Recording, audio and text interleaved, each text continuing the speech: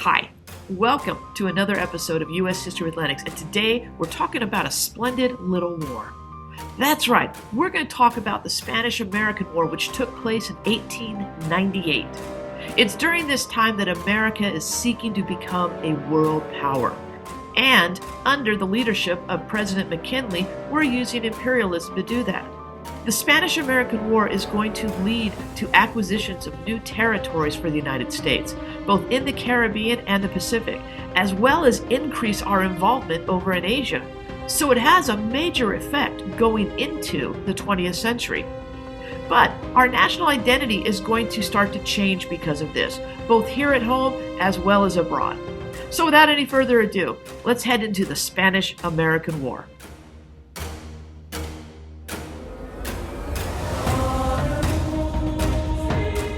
Listen, when we talk about the Spanish-American War, one thing you have to understand is that during this age of imperialism, the United States had a lot of areas they were interested in moving into.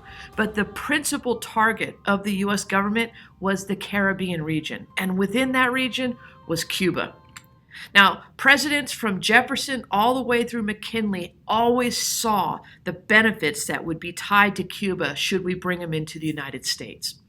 The war itself started off as a fight between the Cubans and the Spanish over independence. Spain was holding on tight to Cuba because their colonial holdings had dissipated quite a bit since the 1860s. If you look at the map here, you can see basically the only colonial regions they had left was Cuba and the Philippines. So this fight for independence is going to drive Spain to do whatever it can to hold on to this one little island that they still had control of in the world. Now, Jose Marti is going to lead the Cubans in this revolt against Spain. And what's going to happen in response is the Spanish are going to send in General Weyler. And Weyler's going to come in and he's going to institute what's known as the reconcentration policy. And this was simply a policy of torture and destruction for the daily lives of the Cubans, hoping to drive them into submission and surrender.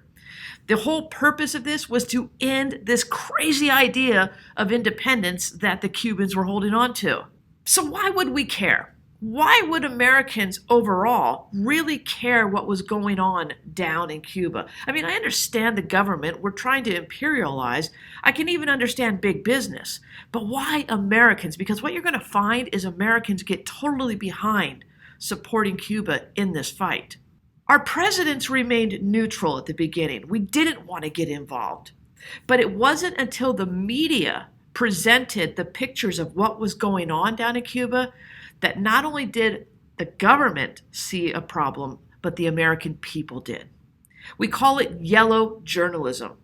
And this idea of yellow journalism is when the media sensationalizes stories to draw more and more attention to them. One of the responses that the Americans had initially, the government's going to send the USS Maine into Cuba, and it's going to end up exploding in Havana Harbor. That's not good. Spain claimed that Cuba had fallen under anarchy, and that's why Weyler's reconcentration policy was so extreme. But when the journalists of America got a hold of it, these are the kind of pictures they started sending and printing in American newspapers. And it wasn't long before the Americans were calling for some sort of intervention of our government to prevent things like this from happening. So who were the purveyors of this yellow journalism? Well, two of the most well-known are Joseph Pulitzer and William Randolph Hearst.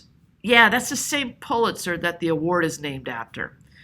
They are in competition with one another, and the more sensationalized headlines were, the more newspapers they sold. So this is just going to grow and grow. So yellow journalism was taking over the papers of our country. In fact, William Randolph Hearst once said to Frederick Remington, a photojournalist, "Dude, you go down to Cuba, you furnish the pictures, and I'll furnish you a war."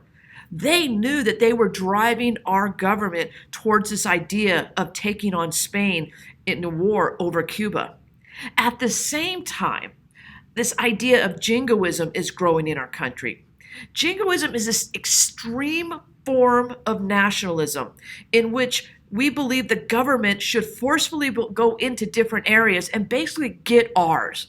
We saw other European nations imperializing, and we wanted our take too. And it's kind of like saying, we're not going to take a backseat to anybody. Government, go in, and if you have to bully them out of there, do it. So you had these two ideas growing in America at the same time that Weyler's reconcentration policy is taking lives down in Cuba. And we had a lot of business interests down there. I mentioned earlier that the U.S. government had sent the USS Maine into Havana Harbor in January of 1898. Well, why would they do that? It wasn't just because Weyler was mistreating the Cuban people. I mean, honestly, our American government could have probably looked beyond that.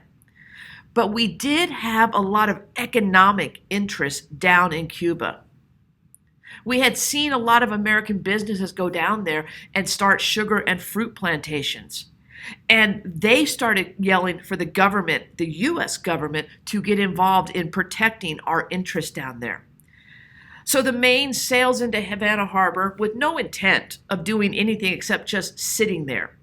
Kind of like when a police officer sits on a street, people tend to slow down when they drive by them. Same thing when you put a warship in someone's harbor. They tend to behave a little bit nicer. Well, what happened next is up for debate. You see, the Maine exploded and sunk in Havana Harbor. The yellow journalists at the time took that as a sign and an opportunity to drive more closer and closer to war over Cuba. You can see the headline here, "Crisis is at hand. 253 known to be lost. Spanish treachery. Destruction of the warship Maine was the work of the enemy." These are the headlines that were going throughout all of these papers and stuff. But here's the thing. We didn't know if it was Spain who sunk the Maine or something else. In the end, I'll be honest, I'm going to give it away. We're going to find out that a boiler exploded. It was just a mechanical malfunction. But the yellow journalists couldn't use a boiler to drive us to war. So this big, huge headline and this big, huge tagline started to come out. Remember the Maine. To hell with Spain. And the American people started to get behind this push towards war with Spain. If that wasn't enough, I think the moment that we teeter over and say, yep, this is it, was when we read the DeLome letter of 1898. In this letter, a Spanish official criticized our president, calling him weak, calling him one of these guys who's only trying to get people to like him. I always tell this story. I can make fun of my mom all I want, but when you do it, we have a problem. It's the same with our president and Americans. We can make fun of our presidents, but when other countries start doing it, especially when they do it in print, this is a problem. And so now we're mad. You don't disrespect me like that. So, in April of 1898, Congress will declare war on Spain. But in that declaration, they're going to include something very specific. It's called the Teller Amendment. And what the Teller Amendment said was that we had no intention of annexing Cuba into the United States. Basically telling the world that we're not fighting this war to gain more colonies. It wasn't a move of imperialism. What's interesting is here at home, the effect this war had on the people. For the very first time in over 30 years, the North and the South came back together again because they had a common enemy. Ex-Confederates actually fought alongside people from the North, happily. Women, African Americans, volunteered in mass numbers to help this war effort. One comment that was made when all this was going on was, "Populists, Democrats, and Republicans are we, but we are all Americans to make Cuba free." America had gotten behind the idea of supporting Cuba in her fight for independence. But again, we didn't want Cuba. I mean, that's what the Teller Amendment said, right? We don't want Cuba. At least not officially. So what did we say we wanted to do? What did we tell the world we were doing and why we went to war with Cuba? A lot of it can be found in President McKinley's war message. Several things. He said we want to put an end to the barbarities, the starvation, and the horrible miseries in Cuba. We need to protect the lives and property of U.S. citizens living in Cuba. Those are those business investments we had down there. And finally, he said we need to end the constant menace to our peace arising from the disorder in Cuba. Cuba is 90 miles off the shoreline of the United States. A war going on over there is definitely going to have an effect here. Even though it was a really short war, we actually had a few heroes come out of it, mainly Teddy Roosevelt. Teddy Roosevelt is going to volunteer to fight in this war. He had been a previous commissioner of the New York City Police. He had been the Secretary of War, but he said, I'm going to go fight. And so he and his volunteer regiment, the Rough Riders, are going to head down to Cuba, and they're going to gain fame in the famous Battle of San Juan Hill. This battle is what legends were made of, except it wasn't really true. Yeah, Roosevelt was there, and yeah, they were at the base of San Juan Hill, but they weren't the ones who charged. And they surely weren't the ones who won. But didn't matter back home, because these dime store novels started coming out following the exploits of Roosevelt and his Rough Riders. There they are, charging up the hill. Well, in the picture anyway. We also weren't just fighting in Cuba. If you remember correctly, at the beginning of this, I talked about how Spain had colonies in Cuba and in the Philippines. Well, we were engaging the Spanish in both areas. We literally fought in two theaters at the same time, Cuba and the Philippines. It really wasn't that hard of a war. In fact, the war only lasted 113 days. 5,500 men are going to die, but most of those guys are going to die from disease. Only 379 lives were lost in battle. In fact, when it was all said and done, Secretary of State Juan Hill referred to the Spanish-American War as that splendid little war. When we look at the results, we're going to sign the Treaty of Paris of 1898. I know, this is the third Treaty of Paris we've talked about. 1763, 1783, now 1898. The conditions of the treaty: Cuba will get her independence, and the United States, for our efforts, are going to gain Puerto Rico and Guam. But the question is, what do we do with the Philippines? Because honestly, we really didn't want it at that time. But somebody did, and that was Germany. And as soon as Germany said, we want it, we're like, oh, wait, never mind. That's United States territory now. So to recap the Treaty of Paris, we're going to actually give Spain $20 million, and in exchange, Cuba's free. We get Puerto Rico, Guam, and the Philippines. Right after this, or shortly after this, in 1901, the Platt Amendment is going to be passed. Now, this is dealing directly with Cuba, the country we didn't want to annex. What we're going to do is we're going to make Cuba a protectorate, meaning that they have limited sovereignty. We just didn't think they were ready to rule themselves. So basically, we told Cuba, we fought for you, we got your independence, but now we're going to oversee how you govern yourselves. First of all, you can't sign any treaties without U.S. approval.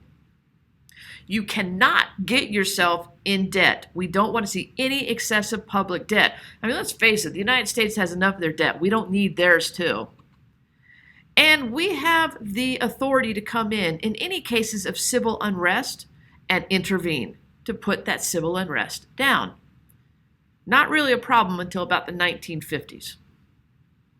Hint of things to come. Finally, remember I said one of the goals of imperialism in an earlier video was more naval bases? The Platt Amendment is going to create Guantanamo Bay, a naval base on Cuba. And we set it up with a perpetual lease, meaning a non-ending lease. So when we look at the American Empire in 1900, you can see that we're really starting to expand across the Pacific. We're making our way towards Asia, specifically China. But the question is, how should these new lands be governed? Should the people in these territories be granted citizenship? Should they get voting rights? and Alaska and Puerto Rico are all going to be made territories. And we will appoint governors and grant the people of those territories citizenship in the United States. The Platt Amendment will assist Cuba in creating their own constitution, but we get the land for the naval bases. They have to pay off our war debts for helping them get their independence, and Cuba can't sign a treaty that could hurt us. Oh, and don't forget, we can intervene at any time. But we don't want Cuba. The Navy is going to control Guam and Samoa. But let's talk about the Philippines.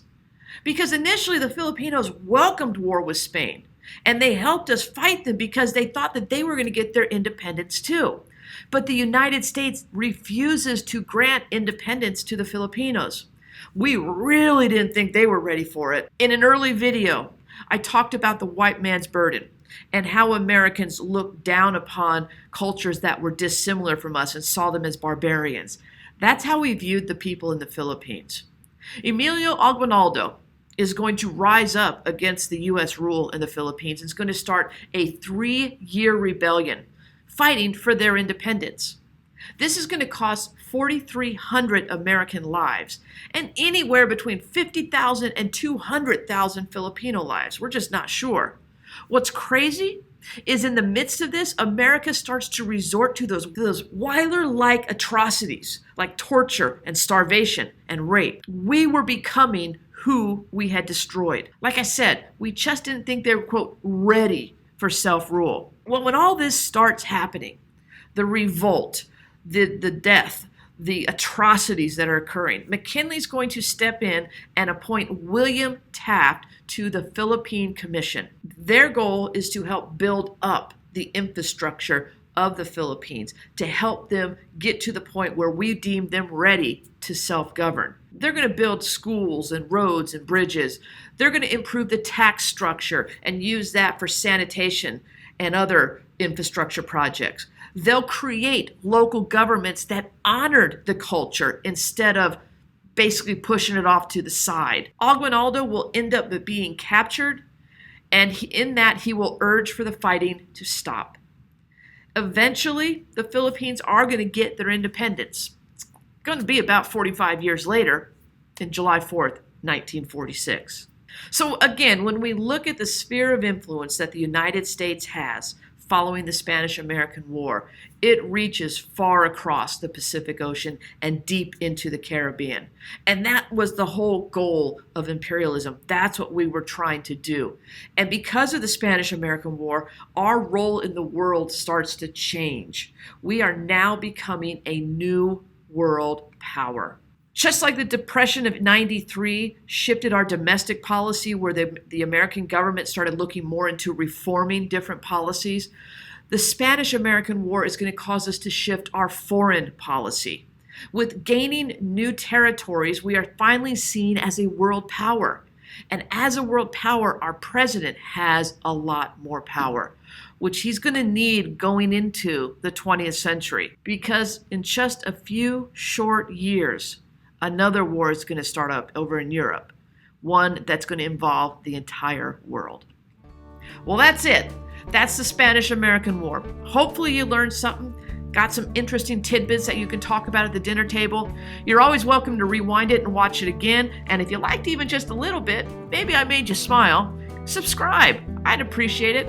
Other than that, we'll see you on the next one. Thanks for watching. Bye-bye.